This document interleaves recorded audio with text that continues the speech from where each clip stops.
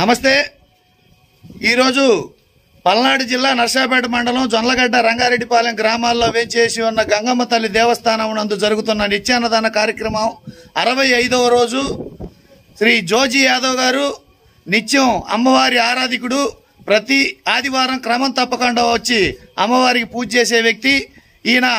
ఈరోజు అమ్మవారికి ధూపదీప నైవేద్యం అందించి హారతి ఇచ్చి అందరికీ వడ్డిన కార్యక్రమంలో సేవా కార్యక్రమంలో పాల్గొని నిత్యాన్నదానాన్ని ఆశీర్వదించి 10 మందికి అన్నం పెట్టే దాంట్లో తన వంతు భాగస్వామిగా నిలిచారు। ఆయనకి ఆయన కుటుంబ సభ్యులకి ఆ అమ్మవారి ఆశీస్సులు ఎల్లవేళలా ఉండాలని చెప్పేసి కోరుకుంటున్నాను। బెదరని రక్తమై నడవదురాట, నీతి న్యాయం నిండు గుణము కదరా తన బాట।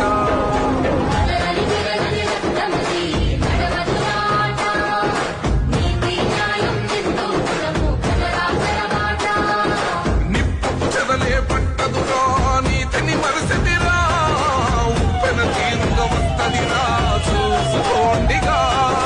పిడికిలి ఎత్తిన నేలబడి మీ బిడ్డ ఒక్కడే ఒక వైపున ఉన్నాడు। ఫలాన్ని మంచి చేశాము అని చెప్పుకునేదానికి ఒక్కటంటే ఒక్కటి లేని వాళ్ళంతా కూడా ఈ రోజు ఏకమవుతా ఉన్నారు। మీ ఇంట్లో మంచి జరిగి ఉంటే మీ బిడ్డకు తోడుగా మీరే నిలబండి, మీ బిడ్డకు సైనికులుగా మీరే కదలండి।